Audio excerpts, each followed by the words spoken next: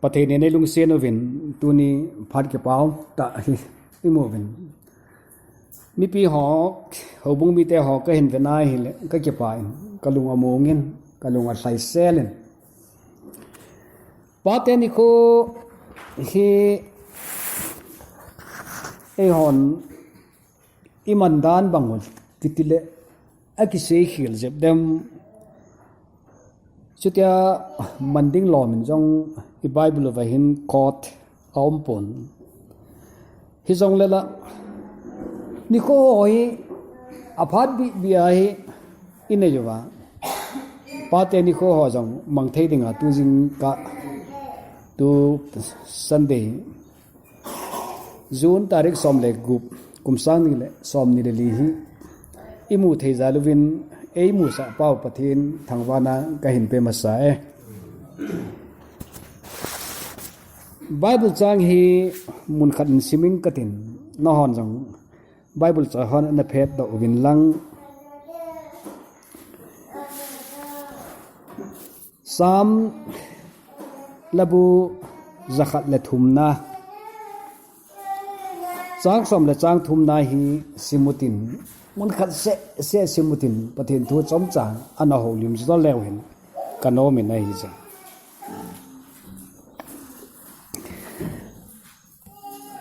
ken ka choi Bible to na hon na choi Bible a ki tua hi le phengmai jacket le som li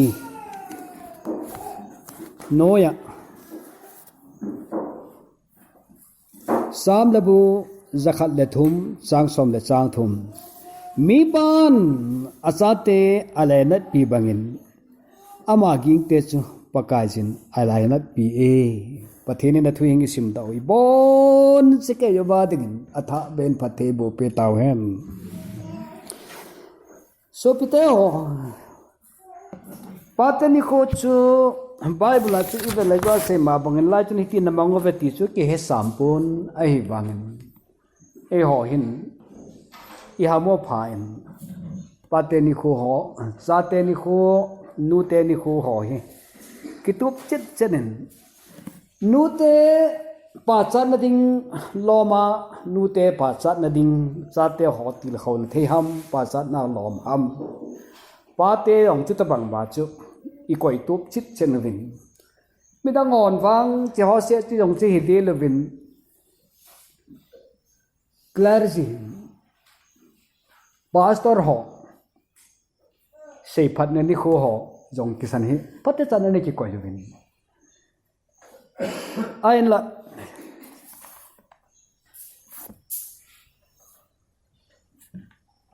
ibon chawin iman Nikho ho jong wang chu aniki to chet de pun KBC hon zat chum jama man Nikho mintin song thu baptist association ai lo le ECAT ICIT Itobangin zat chum mintin ipi hi jong le e ho hin hoila ya hi in la hi ti on ti hi ka ngai tu na hi le lekha khat kana sim do na khat na chun Pate Nikho man lo hi tu ni hi ding hin chu in chi pi hi te ding ka ta san na hi sem observation of the first Father's Day was started by a mother minu khanin minu ho konin kitizole hoplin so the using in silent minu ho konin Pate Nikho manding hi ahung ki phut doe ati ai hi sem Hijlai cho hoilai ham itale koi ham itale Mrs. John Bruce Dot kitinuhin ama hi spoken town anacheng in spoken town to Washington America gam sunga umahi ama nu hin Nute Nikho aman now kumsang khat zako de ko kumachu pastor pan Nute ho pasat na thu hi ain se ai le ama hin to khai chu ipizena mitela ama hi apa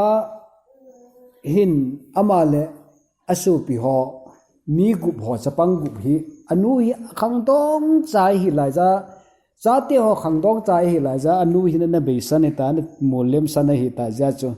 apa hin heso ta chate ho gup hi hitai ahin til khawa ahin sasa chu ahin kel do tan tunia nute ho pa chat ding pa chu thu pastor pan ai sei wanga chu a hlo bua lung thimai nute ho pa chat ding thu izada sei wanga apan ama ho ucha gup ho anu lo zinga jong ahin sa sa pilhin ahin su ho hi aveta angai tu ai le Pate Nikho jong hi nute Nikho jong anaki man theya hi le Pate Nikho jong hi manin akilome ti hi ngai na lin ta khat ngai sang na lin ta khat sang ta a hin ne ya ko na chu ama hin nasata a hin phuna president of spoken president pa koma ga chi a chu ting le nikhat hi nute Nikho ho akiman bang banga hi Pate Nikho yong hi manaum theni ding hi ama yong hi nasata a hin ngai tu akuna hung kipan do hi je atia hi ia chu spoken ministerial association ho chun except anabolivin anapompi win cha chu ama ho chun ipini ko hi le aphati o ti a hin ngai tu vai hi le Nikho ahin select nguchi phamita le 3rd Sunday of June is Father's Day Pate Nikho man theni dingin vanoin akho be se lovai hi le agam jau si chanam khan amang khom theding in thakhana hin man khom theni dingu chu June hapta thum channa patheni thum channa ti zale adi zo dem kati nei izene mete le chu tunia iseno Mrs John Bruce dot apa pini khochu to hum kitu khai hi se atia hi hicha kona chu Pate Nikho ho hi all ola abana mon tin phang tina hi ola hin man panwa hichu hichini kho hi ahin sim muwa chuteng le hichlai manding heti ahin sim ni wang chu ahi le 1924 kuma chu phata observe anabol pan hi tai ti ai le hi chan chu thilki pat dan chu chomcha seilo hir sanga ka tia ka hin sei hian lang pathin thu lamzo lu lew hen kanomi na hi se e bible chang simuchi venai hi le kidang tai hi je David la bole hin David hi ka ngai tua ka gel ting le leng hi na pi la jong atam sim le zengin chule pathinin alacha leng pa dinga ana koi hola jong hi pilin ta khat a hi na hi akimu in aila azau za hi abot che kaya sampum pi hi David la bol jing cho hi de pun Solomon in jong ana bolin chule adang dang ho Mosi labor ho ana umin fitting le la sathim ho la lam kai hon ana bol ho hi tampi ana sumin nei se tunia hi nang ma hi ipi nei ham ti chi bible chang simwa kun chin kiwe hen lang le ikimudo theidi vem kate hi mi pan achate alainat pi bangin ama gingte chu pakai jin alainat pi ji e atiai leng Davidin chicho ase hin tuna mi pate ho izadu muvamo pa izadam khat emovin ichate ho hi ilainat pi wam tie ilainat pi bang vai e ho jong pakajin pathin nei ilainat pi ding we ti pa yong chu ina lung thima na gel do ding igel do ding ka dei mama hola khat aw mi nei jem chu je chun su pite ho tuni hin sate ho ngai lu na izat na ne yang cheting le chate ho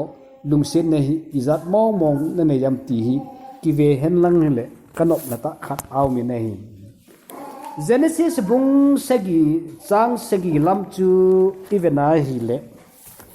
Noah thu anaki sunin Noah hin chate ho hi iti kho kha am ti hi chom chan a bible khel khela chun kilut khel hi zong le anave lewhen kanomen athupi hi le Genesis bung segi hi tui sang le thu ne hi ji ta nei hi jam hiya hin hiti hin akisunin hi chun Noah achapa te to azinu to chule amote to tui sang le tui pi pel do dingin kong sunga chun alu tai atiai pathen lo pi hem lang Iselemi ti hai le amana chate hoi thei mama khat an hi je teacher Bible sang simna wa ko na muai hi je aje chu pathinin aman jong nawan jong achate hoi he pia chu teng le alung se na chu tabang banga chu aman jong abol bang banga chu pathinin jong tunia mipa nowa hi alung se na a he pi he ti chu Bible is na wa chu ki mu hi je mipa na chate alai na pi bangai hi aman aging te chu paka ama jong aging te chu paka jin alai na pi ti ai la nowain achate alai na pi hin sijia chu ama jong chu nowa jong chu paka jin alai na pi abo jang na pi ti chu mu the hi ta chu la chu ya chu tui sa hu len ding hi kumja la som ni hi tep hi ta akong sui phat sung hi zala som ni hi tivin hi che kum zala som ni ka thui in ha se kheldang katin aji chu Bible version hole chu teng le adang dang ho commentary ho hi kal thim banga se no nai tampia jin abangin kum asi kong asim sungding chu zala som ni hi te mi him kum kho zala som ni lut dinga hi ti hidinga hi ti asi na hi ti aung men chu je ho tu na hi chalai chu calculate bol ding hi di lo ji even so pite ho tu ni hin nawa hin achate ho thanom ta ai lo wala kipa ta ngai lut na len ta a hin chin jing ji a hi amote ho jong abon se ke ja hi nawa se la hin chin hi even a hi le hi chi ya chu patinin jong ama hi lainat pina anei he ti chu mu the hi je ti chu khatnan ega se no mu hi hem lang chu ta banga chu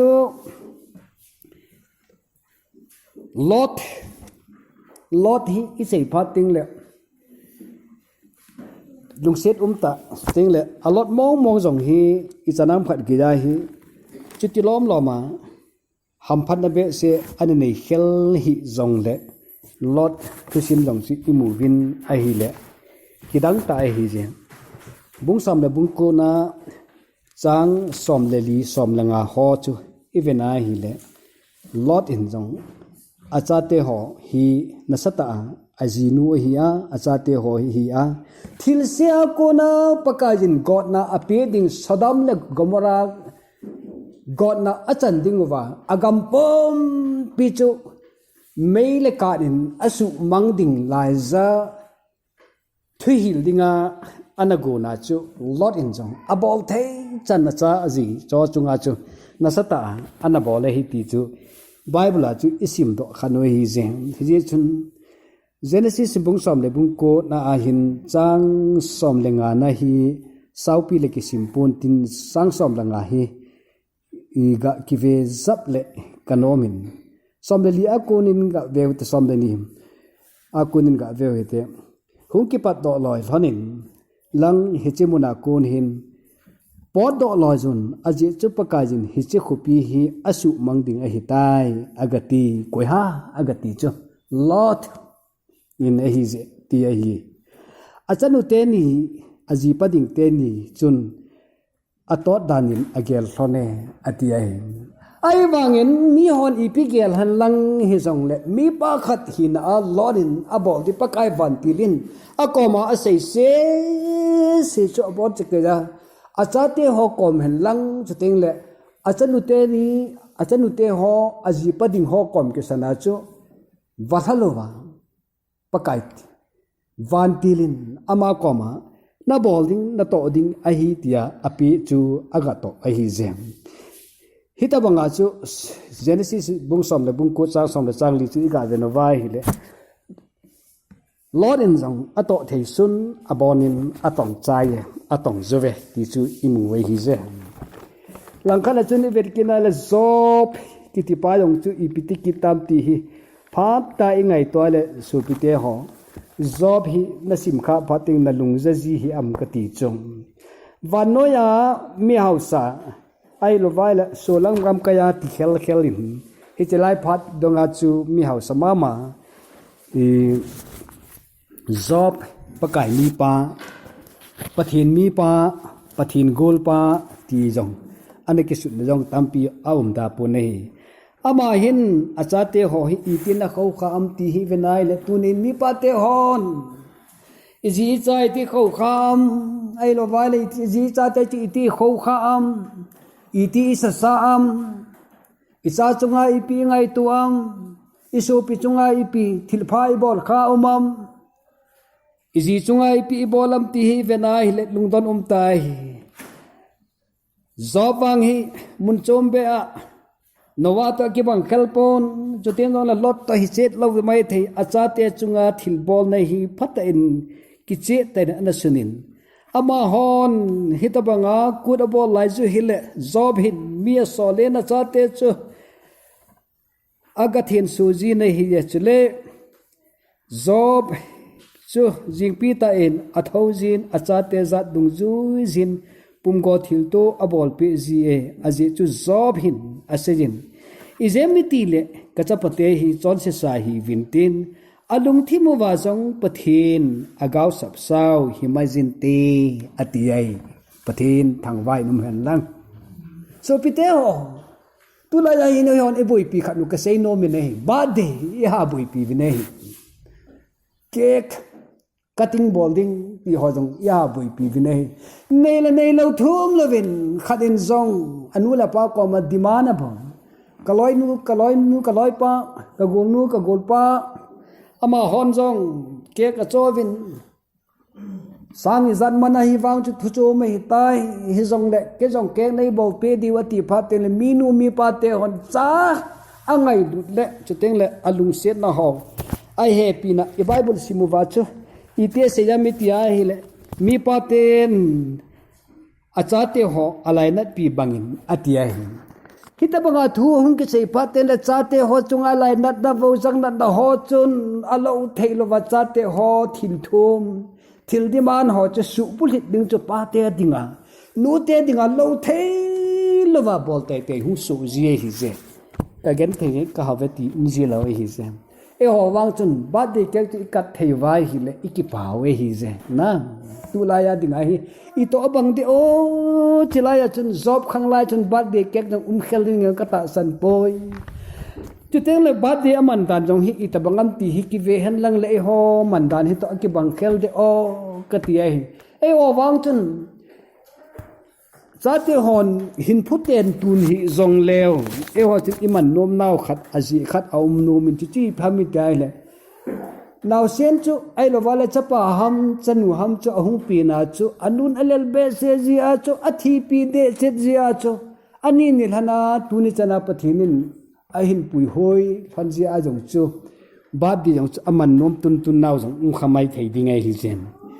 ai wangin tunin zobin aman nom na hi achum chep a hi jeti hi ka sei do nomin ai ja ya chu tunin laimuna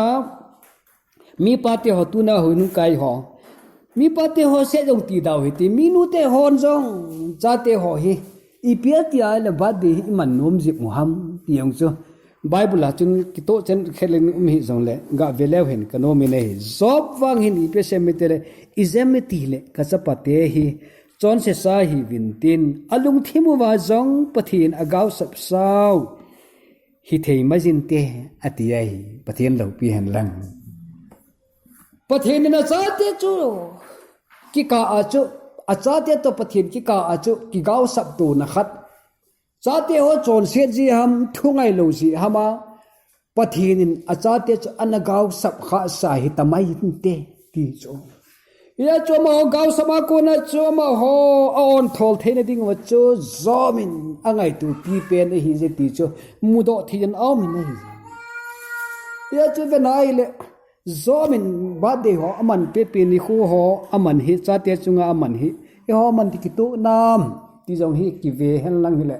no ba ta ve ka ti no mai hi jong hi chan ni chun cha te chung cha la paten mo pu naw hi nangin jong cha te chu ichan ge ja chu na mo pu pi zo na am ti chu ngai tu ding ka dei ji nei tu ne hin phar sau ta ilo lo tiu ka ti ai bangen cha te chung jeng sa chung ki sei thei pon tin nu te hon mi pa te ho hi ipe ham chakha na hi sit ball na khat ai lo wala il hin lel naw hi an point out to chet jiu hi dinga ne kin san wam mi pa te ho ole nanu sunga nei pi chunga da thil ball zo se nu te ho hi alungor thai na te o ki pa so na di vem ai lo wala mi pa na hi wa nu te hon hiti jeble khati jeble tia ein sin mo naw de o ti hin ngai tu kham su pi te o chlai kai chom cha ga ve lew hen kano mi nai hi zen le khabuji pa chun hiti hin ana sumi nai hi je mi pa te ho hi aki ki thing set banga ani ki gel jing wangin nu te ho hin il hin lo naw ho hi tampi pi hi eina mu do pi ji ve ai hi zia chu hi chi chung cha ga hi nang nei pin pa khat nei hin do la hi na sin thoi hi nam ai lo vai le pa khat nei na do la hi nanu vin nei pin na pa chat ma hi nam ti jong chu ga ful ki to kilomin hi ti hin ga ki se le kanomin nei hi jam minute ho hi izai gal lo wanga chingta a hi ve nei hi je pate ho hi ti hin ki se han lang hi le oimona achan naw phabe ji nei khatna in sung lam kai le thempu hi na lama hin e sit ji naw hi tampi ding hi je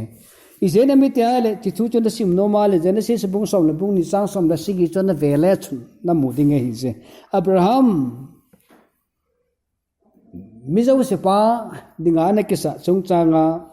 minun chuteng le Genesis bung som ni lege na Jacob chung cha nga jang chu imu thei ding hi se hita banga chu minu sin thei ta mi pa hi na owam ti jong se tu ni hin ki ngai tu lew hen kano mi nai mi pa hin i bol ding sa nga hlom zo i bol hi tama tam ding hi chi ja chu minu hon ena si ten jong e oi mo naw tam pi ding hi se hi je tu nin su pi te ho ki ngai tu lew hen kano mi nei thempu hi na chu nang chu pastor hi khel hi lang ho bu pa hi khel hi jong la chun thempu hi na khat chu mi pa khat hi na dola chu kilom ta chu jingka ni la mai cham na lam kai theina am ti ki san join vet now mai thei ding hi chu ani na lu ti ki na de je chu sau pi se lo ding wei mi pa bang khat che ve na le gol than la ya ai lo le ai nei pi nunga la ya aki dei lai thon bang lo zep hi mi tam ta ding ya ta sanai hi chu sia chu hi le ka hi ahin ji pa hin ahin ji lo hi ti o kati in sia chu ka hin se hi jam chu i pha mi tia hi le holim pi mo hil mi pa hi minuti nga hi sit ta chele oi mo ta hi ji hi je hi chin chu na hi kha ding ti zat ta hi je Sapten hiti holim pi mo hin ati hi lack of sociable ativin social mi be se hilo nuten phata holim pi ding ati jong itam bong thot thana pang dot agol than la ya holim them lo sa holim bang talo jep jong si mi pa ma hi le minu dinga thet ta hi kha ding we hi ti jong chu ngai to ho ngai to ding ho la ai poi mo mama khade hi je athum na vekino hi tem understanding problem of wife zinu kinaya izinun abuina aha sana ahesu na ho he them pi lo mi pa tam ta ometi hi akimu na hi je ade minu hoi ka venai le ato do abol do i ka venai le e ho hi minu kien lang le akitong zo de o kati hi je ina minu chanunga lai ta ka ki puilu na ain hilo anu hilo chu hepa heno atia ain hilo wa chu in nei pi banga hum ki sa jong hi pasal ho na ki zo de o katia hi hichlai din muna jong chu evena hi le a sanau tampi ding hi anu ta hi lo apin na nu hi apin na pa hi lo chu ki het je wa I charam khat amo san na tunga amo san na anu le pa te pi le te pu che he no he pa ati wanga chu ate pi le te pu bo chu o ne no he pa ati a ngai cha tam ta athum ngam lo na muna jong chu het pi ngai hi jam ade de in minu bang chu anwala ya to kha lo hong ai lo wale nat na rat chom chom ham anat kha lo no ho bang chu hung na ta hen lang le aza cha na ding no chu mi pan igel pi na am ti pa chu hilai ka jong chu het lo wa kho ai lo wale ngai tu lo wa kho khat ma khat ai ti jong chu tunin sei no kino mu vi nei hi aba na chuna li na chun mi pa tam ta chu ki bang lo wai he je polite ai lo like ki hlang ta ho lim je in sunga ki hlang ta dan ki thim lo ho bonglot dona ki pawa ipawa ile in nei pi te chun I chan ngia chu e oi mo wam kulama nunga la ja aina la ja aum bang banga chu I koi jing thei ham ai lo wal chi sanga jo chu phajo lo hoi ja ki hlang tai koi ding ham tiang chu mi pa hin mo pu na ki nei kin na lai he ti pa yong chu gel do the he ki hlang lo hil ai lo wai le e politeness yong ki nei lo thim na jong ki he no lo oniam jong ki he lo bong thot thana izinu ai lo wal cha te ho jong chu ti tango in ho za ding ai hi le minu ding a sit ta hi ka ding jong chu tu ni hin them chakhat mi pa te hon appoint hol a chi ga se ding kanom kin ni nei anga na hi ve na le sumle pai man da na jong hi o mi pa te ho hi I chan ge jai hi minu ngai lut ai lo le minu sei phat I chang di vem ti chu yong chu ki ngai tu kho ngai hi business lampang hena financial matter ki ti mong a chu Itobang sumang mi ni hiam ti chu minu hon na sit wa na sit hi wa jingka na po da dang kai janam phan ki po da na hlai do chu na hung ki le lama chu na dang ka pu ho se chu na hin su manga IPP na hin pu lu nam ti chu mi ho minu te ho hin phat ta hi alung thim gil ta wa aven no hi sen mi abang khat chu ka ve na hi aboi hoi di dan chu pasali hi je wa hi nu me ho hin evo theilo thu cha bo hin nu me ho hi pasali zaram khat chon ba hi ki chon ta hen lang hi le pasal ho hi izat ve ki vode o ni la la bong I patil hung kham lut nang nong zeng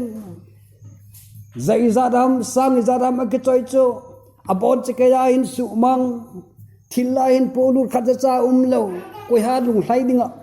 ama wang sumla pai ban dan lo them ma ding ne hi a hi la chu alung lai di dan chu asang en ti da thang zakhat se na po do ana che do a